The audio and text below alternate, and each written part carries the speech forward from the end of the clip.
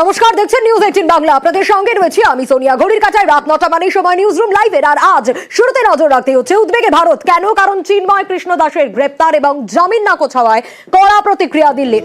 বাংলাদেশে হিন্দু ও অন্যান্য সংখ্যালঘুদের উপর পর হামলা, সংখ্যালঘুদের ঘরবাড়ি ভাঙচুর, ব্যবসায়িক প্রতিষ্ঠানে হামলা, আর তাতেই গভীর উদ্বেগ প্রকাশ করেছে ভারত। আরো বিস্তারিত এই বিষয়ে মৈত্রেয়ী জানাতে পারবে। সরাসরি মৈত্রেয়ী রয়েছে আমার সঙ্গে। মৈত্রেয়ী, ভারত তো উদ্বেগ প্রকাশ করছে, স্বরাষ্ট্র মন্ত্রক সূত্রে কি জানা যাচ্ছে?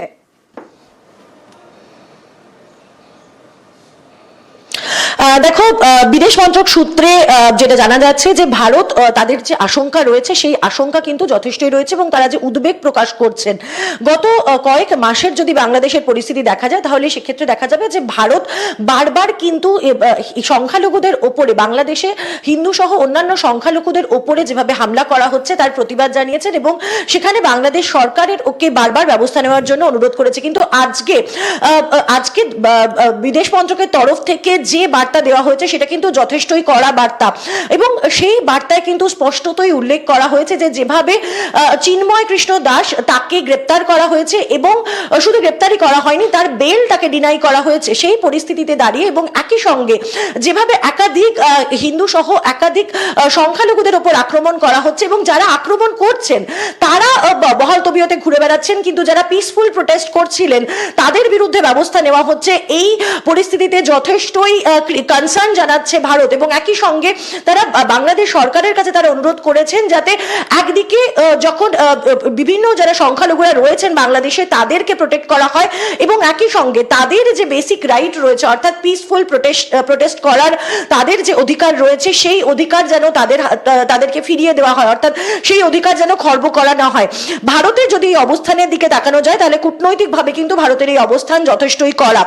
এর আগে প্রত্যেকবার ভারতের তরফ থেকে বিভিন্ন ক্ষেত্রে দেখা গিয়েছে যে হিন্দু সহ সংখ্যালঘুদের ওপর যখন বাংলাদেশে হামলা হয়েছে তখন ভারতের তরফ থেকে বক্তব্য পেশ করা হয়েছে, কিন্তু এই যে স্টেটমেন্ট আজকে এসেছে সেই স্টেটমেন্ট কিন্তু ভারতের অবস্থান যথেষ্টই যে কড়া সেটা বোঝাচ্ছে।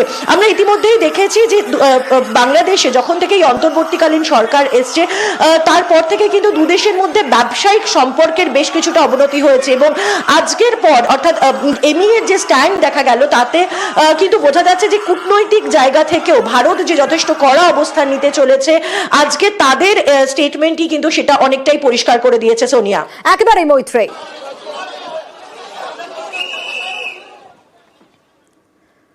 ঠিক যে কথা আপনাদের বলছিলাম, জামিন পেলেন না চিন্ময় কৃষ্ণ দাস। সোমবার তাকে গ্রেপ্তার করার পর থেকেই ঢাকার বিভিন্ন জায়গায় বিক্ষোভ শুরু হয়ে যায়। বিক্ষোভ দেখানো হয় শাহবাগ চত্বরে। বাংলাদেশে হাসিনা সরকারের পতনের পর থেকেই সংখ্যালঘু হিন্দুদের উপর অত্যাচার, নিপীড়ন হয়েছে বলে অভিযোগ, একাধিক অভিযোগ এসেছে। আর এই পরিস্থিতিতে বাংলাদেশের সংখ্যালঘুদের অধিকারের পক্ষে হয়ে সরব হয়েছিলেন চিন্ময় কৃষ্ণ দাস। তার জেরেই সোমবার ঢাকা এয়ারপোর্ট থেকে তাকে গ্রেপ্তার করে ঢাকা পুলিশের গোয়েন্দা বিভাগ।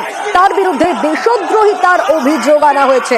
চিন্ময় কৃষ্ণ দাসকে গ্রেপ্তার করার পর থেকেই ছড়িয়ে পড়েছে বিক্ষোভ। বিক্ষোভের আঁচ সামাল দিতে চিন্ময় কৃষ্ণ দাসকে নিয়ে শান্তি শৃঙ্খলা বজায় রাখার আবেদন করে পুলিশ।